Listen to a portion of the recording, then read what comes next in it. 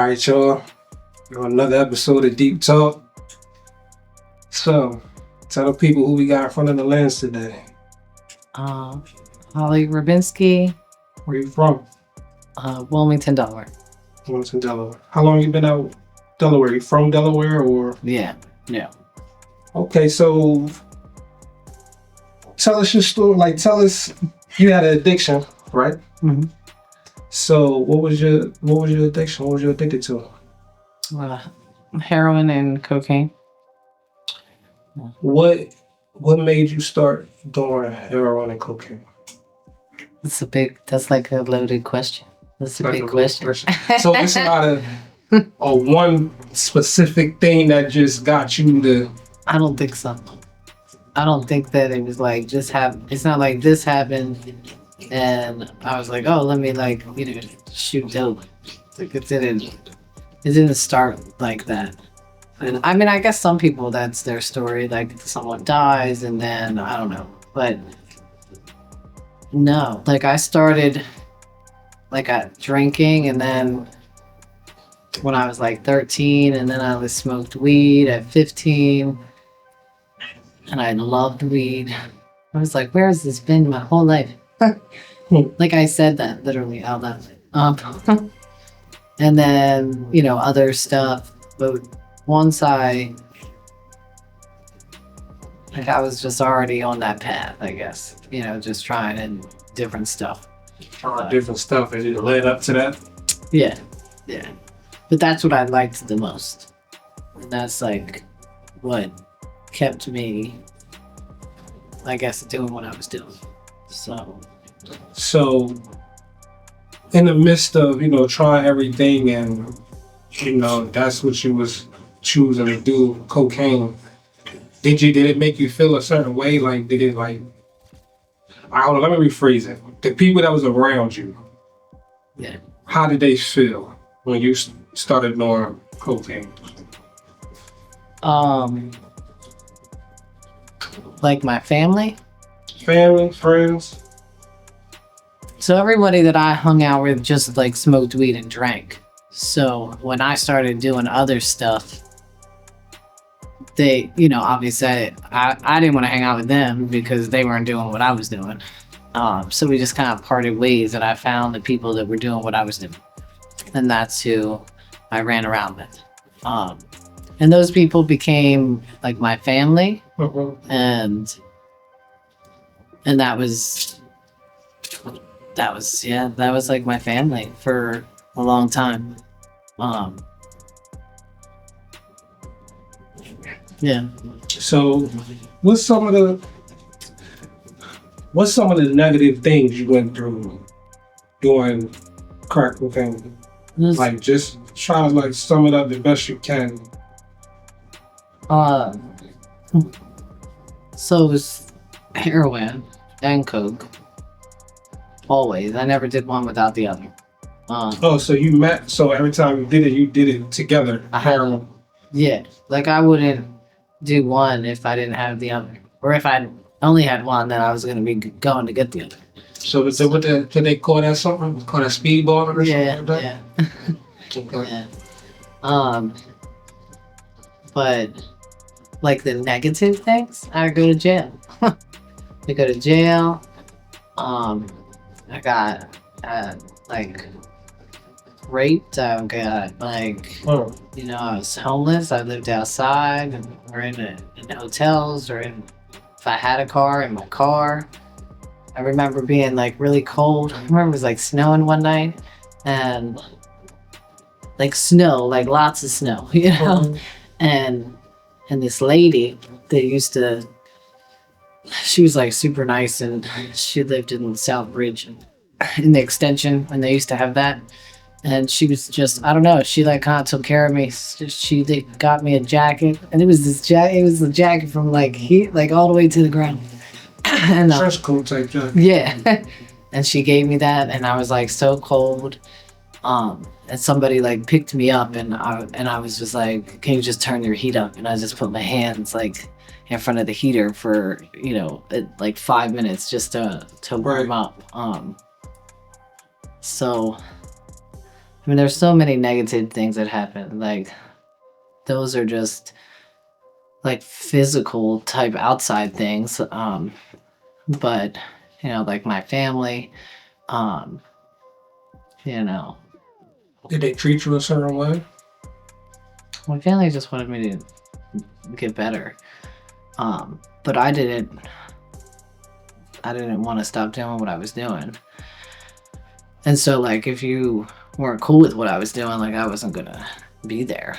So I just, and I wasn't welcome at home with the way I was like living. So, but even when I was like a teenager, and that it started out like, yeah, you just start to lose people.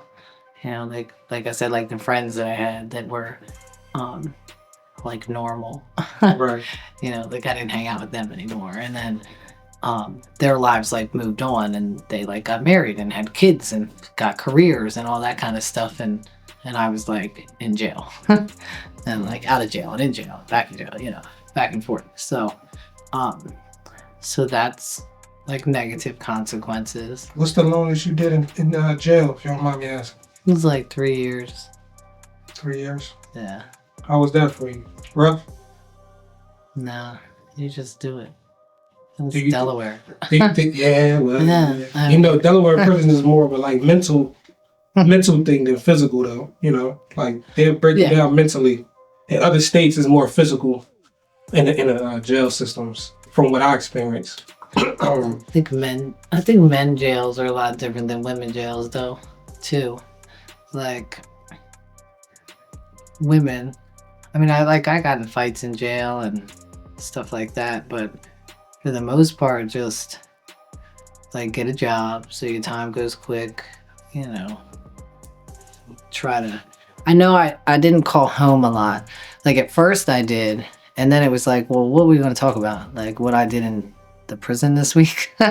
You're just going to tell me about stuff at home that like just makes me sad that I'm like here. So I just started calling like once a week, checking in, and just kind of made like jail like my world. And that was home. That was like what worked for me. And so, but like I think it's easier to do like a long period of time instead of like going in and out, which is like I would go in for a year, and I'd go in for 3 months, or I'd go in for whatever. It's the comfortability. It's the you getting accustomed, and then it's like you being there for 3 months, and then you gotta get accustomed to the streets again for however long. Then you come back in jail for 3 months, and you got accustomed. Then when you doing jail time and you're doing a long stretch, it's like your mind is focused and you in there. It ain't you know what I mean? Yeah. So I understand what you mean by that, 100%. Yeah. So do you think the jail helped you as far with the drugs? Like as far as like helped you slow down on the drugs? I think jail is what saved my life. Like, cause I don't stop once I get high. Like I don't stop getting high until I get arrested and taken to jail every time. I was not a person that would be like, oh, I'm gonna like go to like treatment or detox, or I'm gonna like lay on this couch and just go through it. I didn't do that. So for me, jail was like the best thing because it physically separated me from like the drugs and everything I was doing. So you was married? No.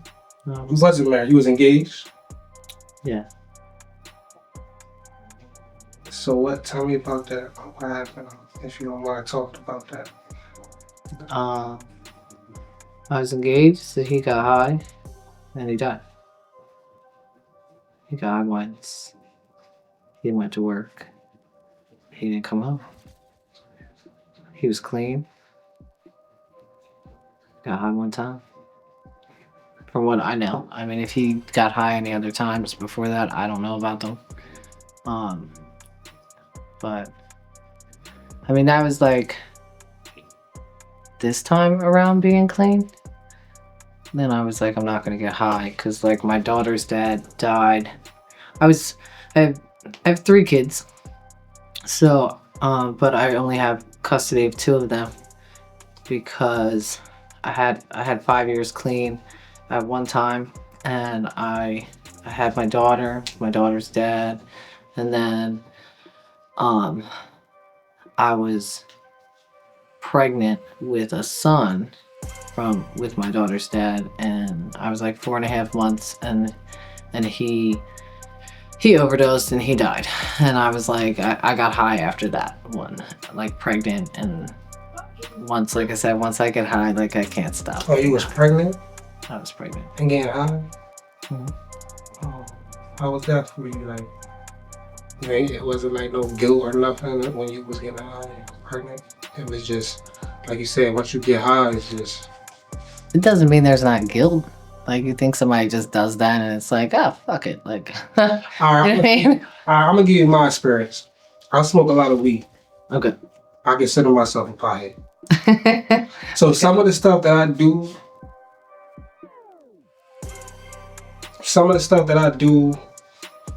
like with weed, I don't.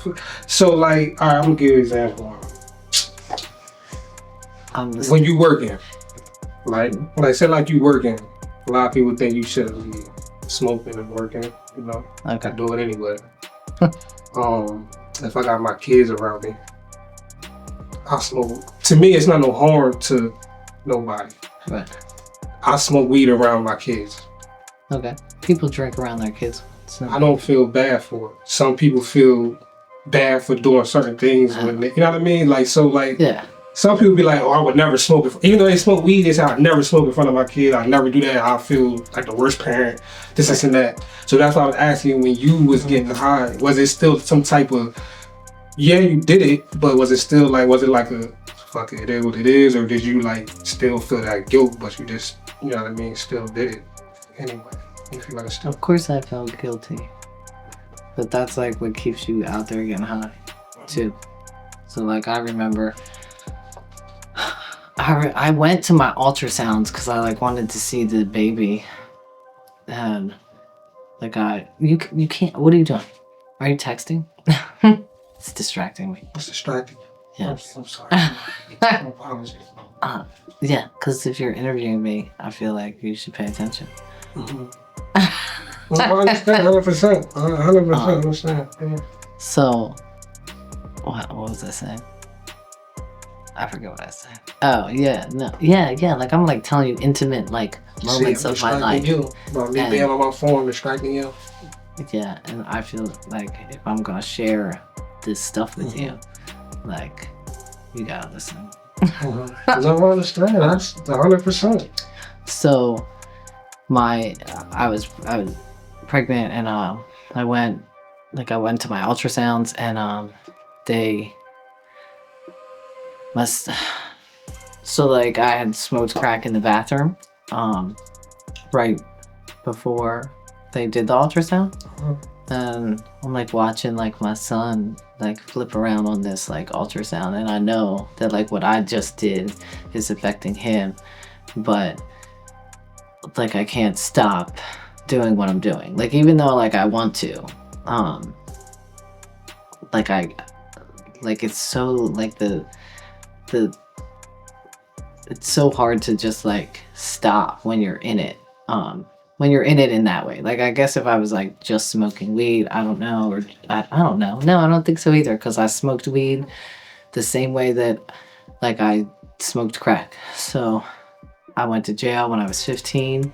I was only smoking weed. Like I was like burglarized the house around the corner. So when and then trying to get somewhere that would take you, because like I was pregnant, no one will take you. They're like, just get on methadone. I'm like, I'm not getting on methadone. Like I don't want to get on methadone and be on that for like the rest of my life. Like I just wanted to just go somewhere and be off and done completely, but nowhere would let me do that. And then I tried to get into like five times I tried to go to, like I was like, all right, I'm gonna go somewhere, and they said like every rehab, every place was like, no, you just like, this is like, I had the baby. I had the baby early. The state came and took him. But I asked to go. Like they had like Project Engage or something in the hospital, and then those people were like, yeah, we'll get you in somewhere, but they didn't, like I left the hospital and then they called me and said that they wouldn't take me, the place that I was going to go wouldn't take me because I just had a baby. So first it's, I'm pregnant, you won't take me. Then it's, I just had a baby, you won't take me. Then like a couple, I don't know, I guess it was like 5 weeks later, I had set it all up to go in somewhere.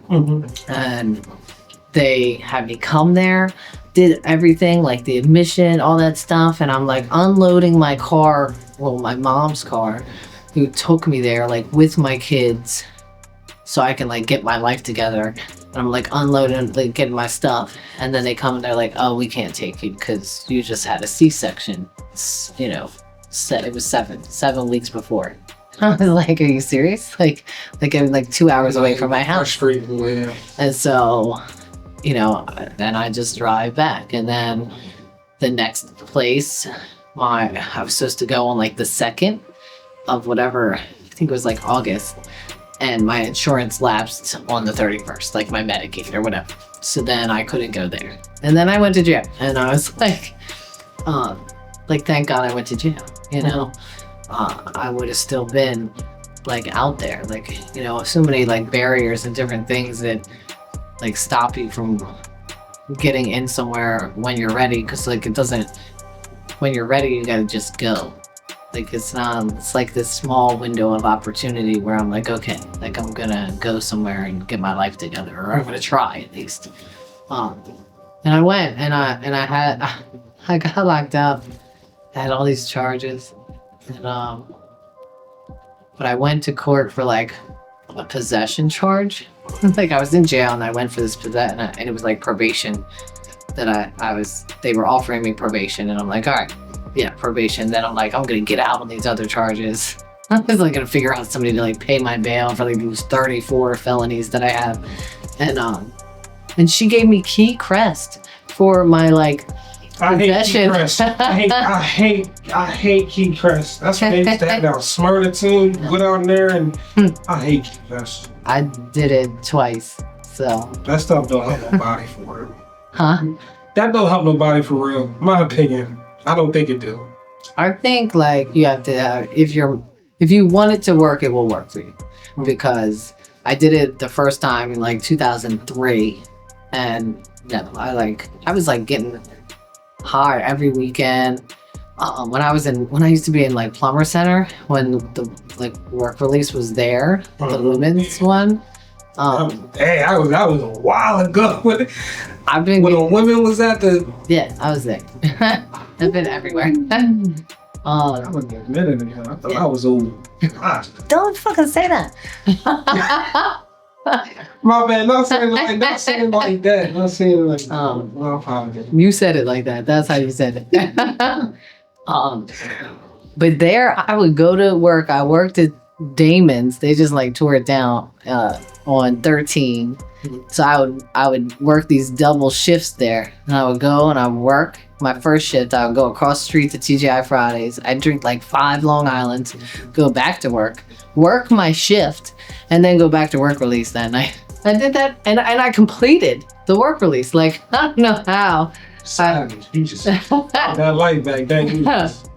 But that was like what I did, and that's like, I didn't have like a reason to like not get high. Like there was no like, oh, I want to do this with my life, or, like, cause I started messing up, like I said, like 13 is when like everything started to go like downhill. And so it was like the only thing that I knew, like I started going to jail at 15, like Ferris or whatever. And then to the women's jail, like I was 18 the first time I was there with a baby. So like CO was like, why are you here? And and I can remember the people, like the COs and the other inmates, like being like, you, like trying to talk sense into me. And all the things that like this last time I was in jail, I was trying to tell them 18-year-olds coming in, like the same things, you know, like, and I was like, I'd look at them and be like, God, that was me, you know, like someone tried to help me when I was coming in back then. Yeah. I didn't listen. Like, you know, you think you're, I guess, invincible. And then so much time goes by. Like last time I was in jail, the only reason that I think I well, my kids, like I didn't want to, I was trying to get my son back. But I really like my original motive, like was like, I just don't want to go back to jail anymore. I was so sick of going to jail, like in and out. Like I remember the CO saying, we should just keep a room open for you.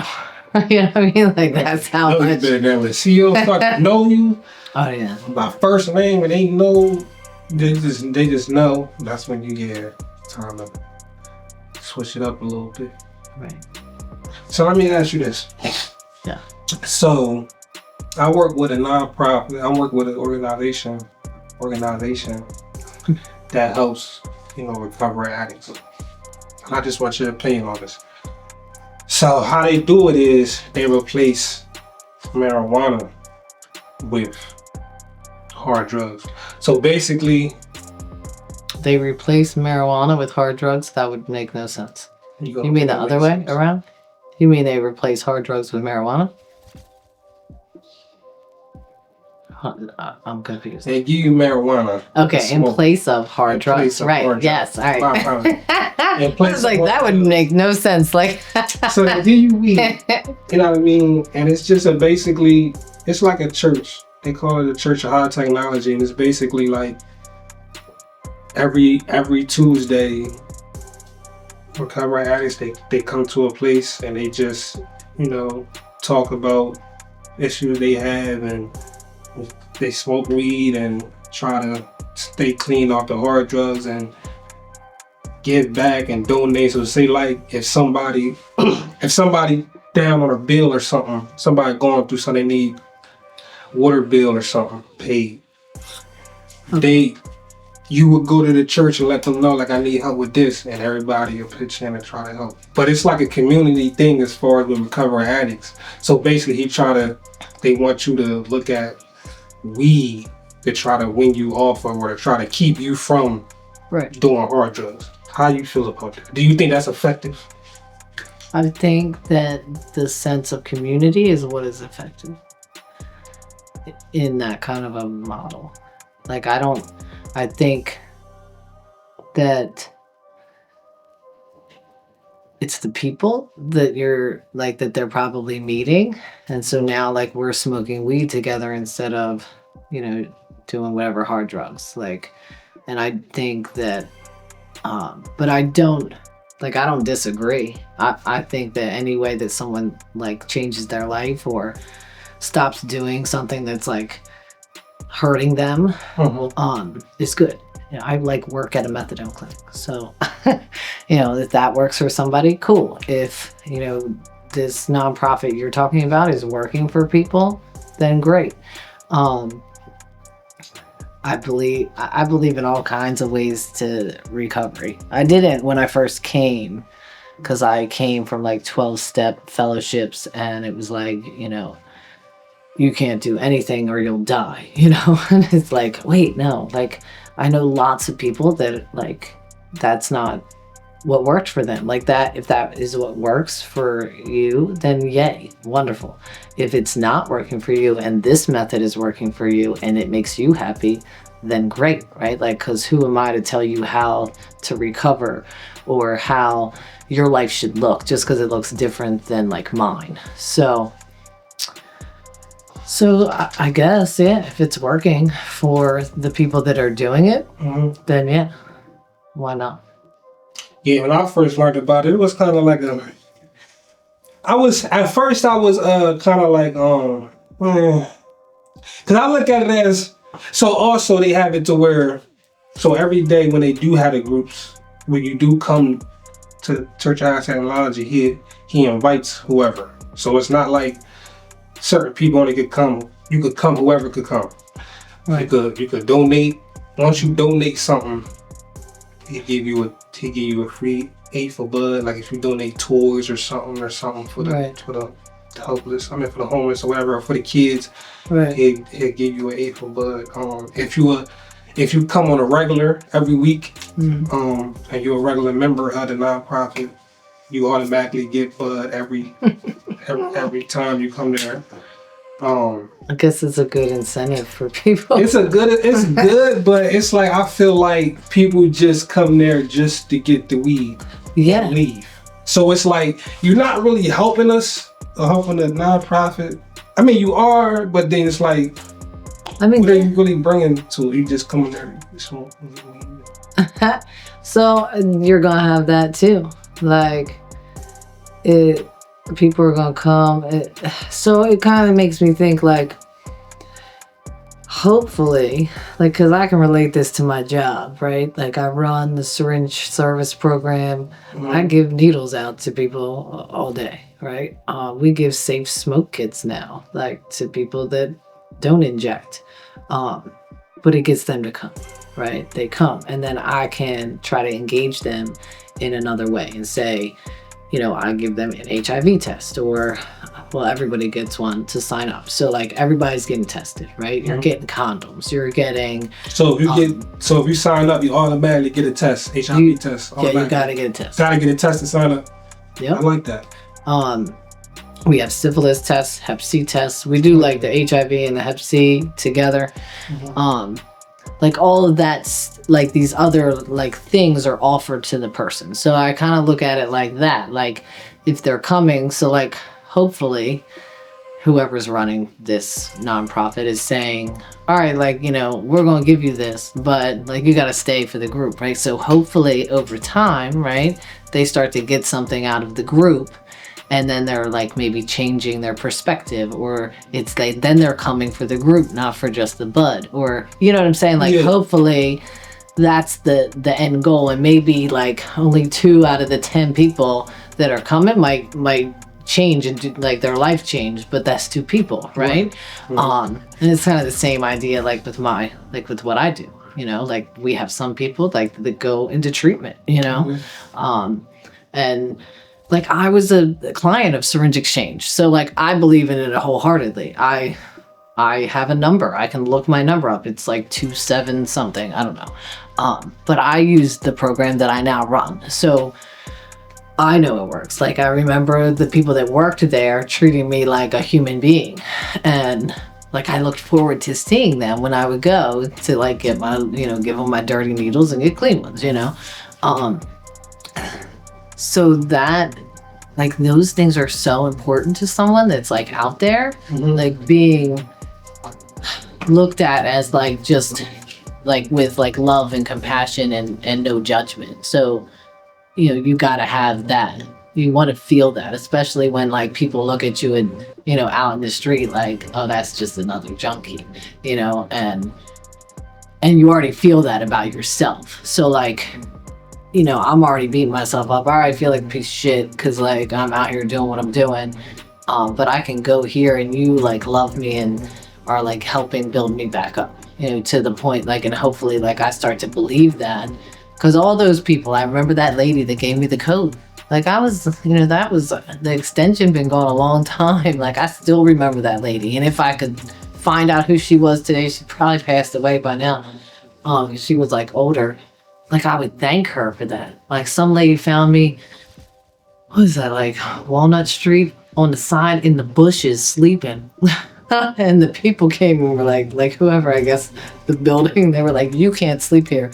And this woman from the east side took me to her house, let me sleep on her couch for like 3 days, like nursed me back to health, like those people, I remember that. Those are angels. Like, all these little like seeds that were like dropped on me along the way till like I believed enough in myself. So that's kind of how I feel about, hopefully whatever this program is, I don't know. It's a good program. Yeah, it's a good program. I mean, I helped out with it. I actually did interviews on it with some of the members. It's actually a good, like I said, at first I had to, I was kind of on the fence with it, but now I, totally agree with it. Yeah, like those people agree with it. They come, like this week we're gonna do like, something for the other people. So like, yeah, I'm gonna give you your bud and we're gonna have the group, but like we're gonna make up some bags to give to these kids. Like then you're giving them a purpose and a meaning. And then they start to like feel better. Like that's like if you don't have a reason to stop doing what you're doing, you're not gonna stop doing what you're doing, Because it's why? Why not? Why not smoke crack and shoot up like for the rest of my life? That's what a lot of things like. Whatever you're doing, you should, you should have a purpose for. Just like when we, doing interviews and video people, you gotta have a purpose. My purpose is, get the stories out there. I do artists, I do artists, I do recovering addicts, I do prostitutes, I do, even drug dealers. Everybody has a story to tell. No matter what side you're coming from, a drug dealer, a drug addict, a pimp, a prostitute, it don't matter. Everybody got a different story to tell. So that's all I'm trying to do, get people's stories out there, especially out in Delaware, because everybody think it's just I don't know what they think. Delaware is just, a good place is just, I don't know. So it's just, I want people to know what's really going on, Right. Especially out here. I want to take it back a little bit. What you said, you said that you was raped. Yeah. You want to talk about it? I can talk about it. So what happened? So I was raped many times. Oh, you was raped many times. I mean, I did what I did to get money. So you was so basically you was prostituting. That's how you got in that. Yeah, there some of them. Like when I was 11, this guy. That was the first time somebody tried to do something to me. It was at my parents' beach house. I probably was the original trigger to all of this. You said you was 11 years old? No, I didn't get raped. He tried but yeah, he tried to. That's enough. And I remember I was 11. I was riding my bike, and he was the guy that cut the grass in the neighborhood. Like my parents had a beach house, so it was like he would cut the grass for everybody. And so I knew him, and he invited me in the house, and I didn't even think anything of it. I was just like, oh, sure, And I never forget, like, he had so many locks on his door. It was like boom, boom, boom, boom. It was a bunch of them on like the front door. It was like, wanted, take me like upstairs in his room, and it was like, trying to get me to go up there, and I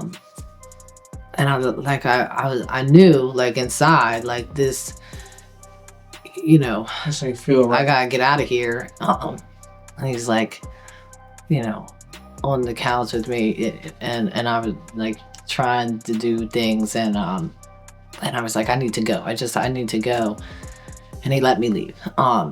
So it didn't escalate to like that, but that's what I remember, leaving and him having to unlock, and then he like grabbed me, and I left, and I rode my bike home, and I was like afraid. I was afraid to tell my mom. And I told my friend who lived down there, I called her like immediately and told her, and she's like, you got to tell your mom. She was like a couple years older than me, but I didn't tell my mom. And then, I finally ended up I told my mom's friend, and she told my mom. And then it was like a whole thing, like, like pressing charges and having to go to court and having to get on a stand and like talk about him, 12 years old, and he's in the courtroom, and I couldn't remember. I couldn't remember the date that I told my mom about it. I had journal entries like where I'd written in like a diary about it, and that's why he got off. They dismissed his charges because I couldn't remember the date, and I'll never forget him leaving the courtroom and high-fiving his like lawyer. It was crazy. But like those, so that like was like the first little thing. And then I was like 16 or 17, in the alleyway behind my parents, and like I was like I wasn't like, prostituting or nothing at that point. Mm-hmm. I wasn't even doing heroin or crack yet. So then that happened. But then once like I was out there, like doing, like once I started doing other drugs, and then I was like I remember some guy asking to give me a ride, and I legitimately was like, yes, I need a ride. I'm trying to get to my drug deal. I didn't tell him that, you know. And I get in the car, and then he like propositions me a different way, and when I needed money, and you know, like I ended up in that lifestyle, like, but there was like I see it, like I started to go to a therapist like when I got clean, and I was like telling her about like, you know, different things, and she was like, oh, so you got raped? And I was like, no. And she's like, yeah, because like just because like I, you know, am around, I'm getting high doesn't mean that like it's okay that, you know, like cause for me I had looked at it like, well, if I wasn't in that, you know, lifestyle, if I wasn't living the way I was living, like they wouldn't have done that to me, you know, like it was my fault.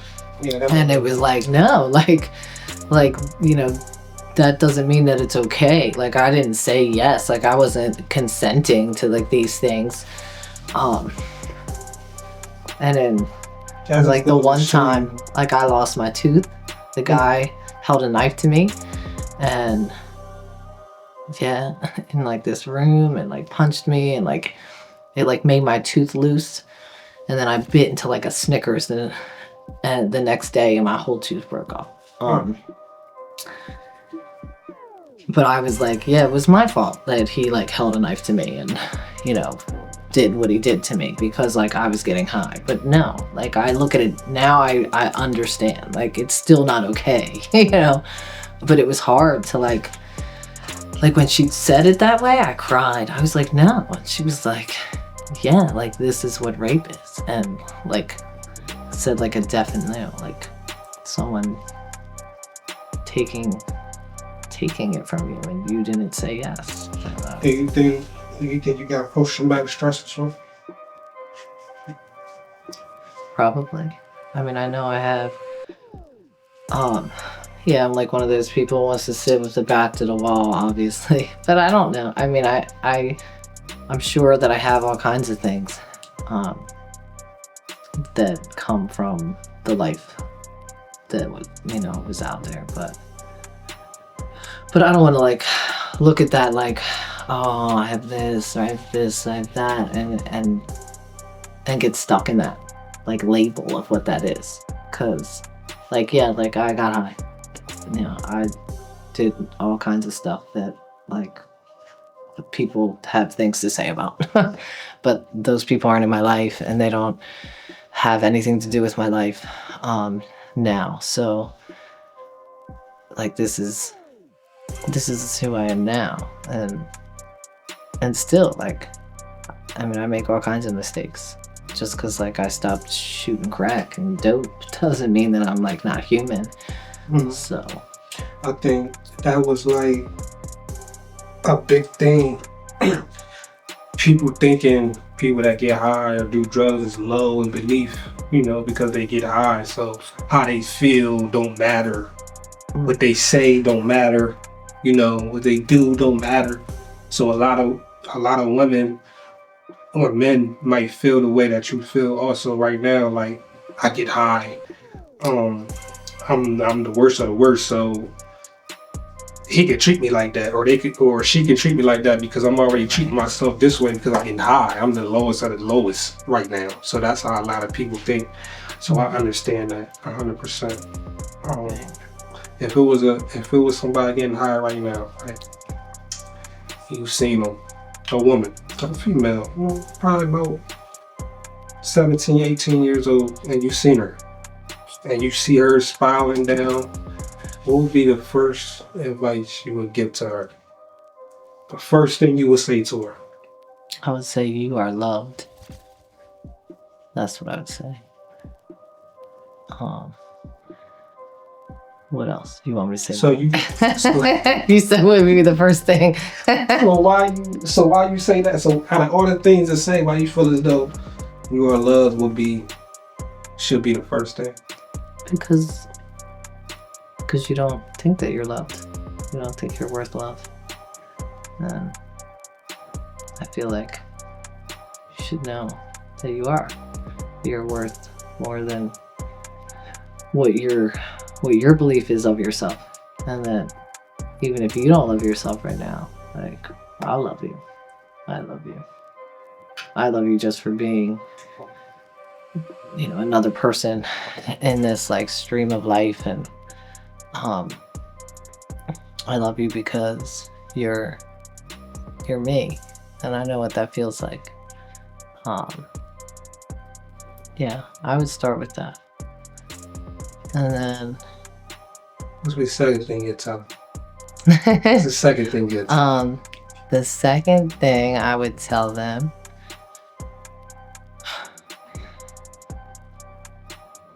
I would try to find out what they want to do. Because somebody asked me, like, if I had, like, some help or somebody, like, what, to literally, like, the same thing. If someone had said something to me, Mm-hmm. what would I have wanted them to do or say? Or Mm-hmm. what would I have wanted provided to me when I was, like, first starting to mess up? Mm-hmm. And I couldn't answer that question. Like, I don't know. I don't know what would have changed the decisions that I made back then. But I feel like a lot of it is like having like a reason or a purpose, like something that you're like striving for and that's fulfilling you. So you like go for that as opposed to like going down this way. So this, I guess, the second thing I would do is try to find out like what that person, where, what happened to you, like how did you get here, and then what do you want to do, then how can we get you there, kind of and that's kind of like what I can think of off the top of my head right now. So, you used to get high. You don't get high no more. You work at a methadone clinic to help people that's getting high. Yeah. Basically sums it up. I respect that because you helping the people get out of the hole that you was in. The nightmares that you was in. Helping people get clean. So I respect that. I like that. But I don't help them. Like, I'm not a counselor. I've never wanted to be a counselor.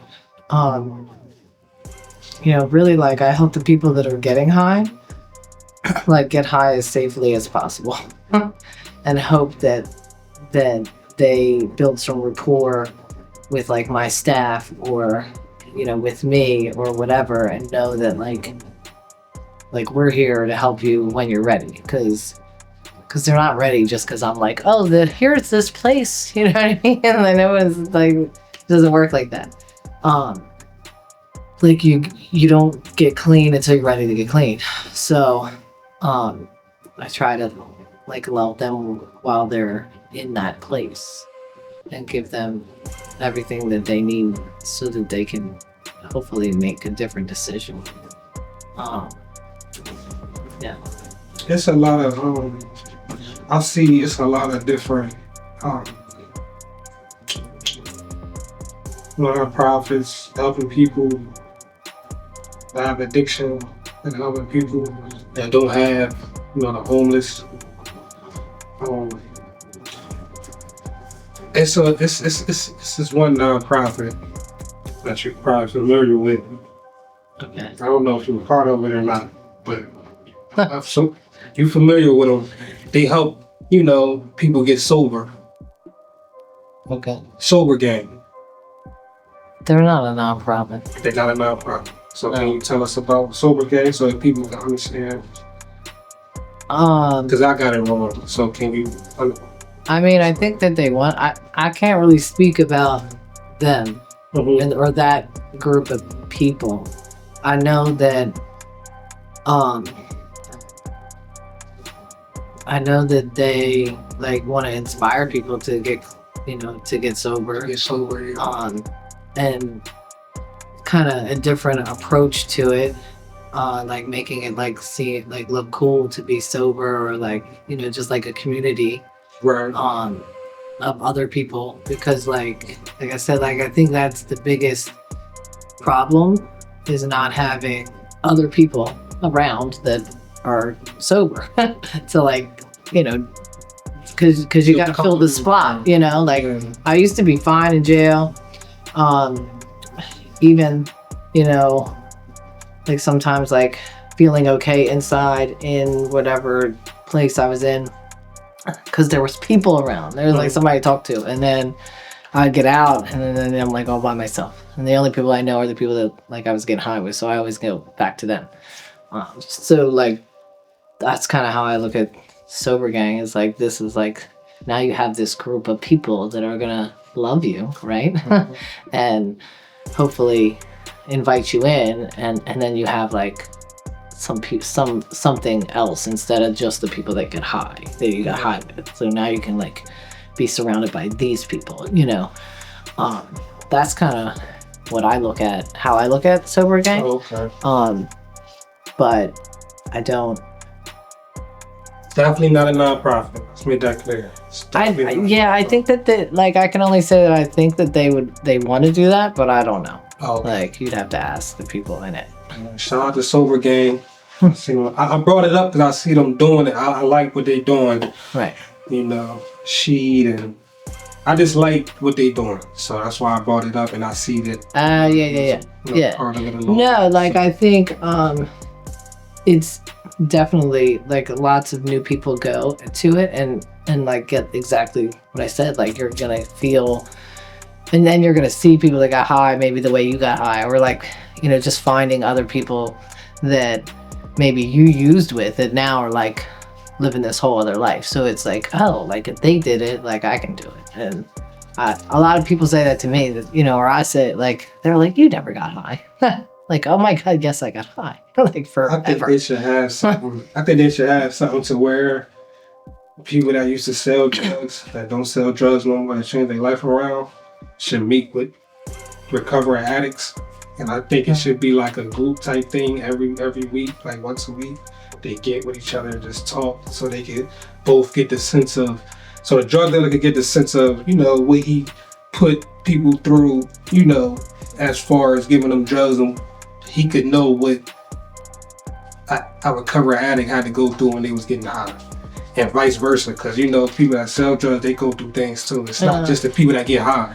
Yeah, that's what I was gonna say. So it's like somebody that's selling drugs, usually like you don't end up selling drugs just because you want to sell drugs. Like there's like things that lead up to that, like, and then whatever that is, like, you know, the community, right? Like it's the same idea. Like you find like this group of whoever gives you some power, some status, then you can provide maybe for your family or your kids or whatever that looks like, and it comes at this cost. It's the same thing like that an addict's trying, you know, to maybe escape something, but they get something out of it. Like both, you know, everyone's getting something out of it, right, but it comes at a cost eventually.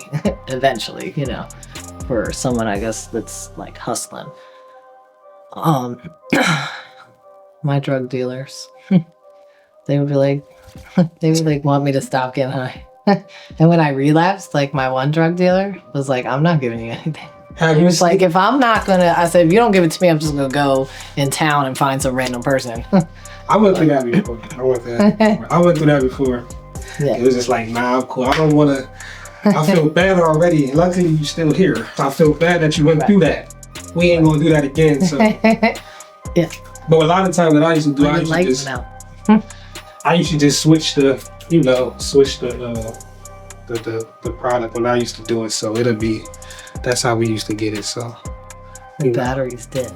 Oh, nice. Oh, I don't know. Maybe. I appreciate you for the interview. Yeah. And, you know, telling your side of the story and telling everything. I appreciate it. Yeah, I appreciate you asking me. Thank you. I hope it helps somebody or makes sense, or if it doesn't, then sorry.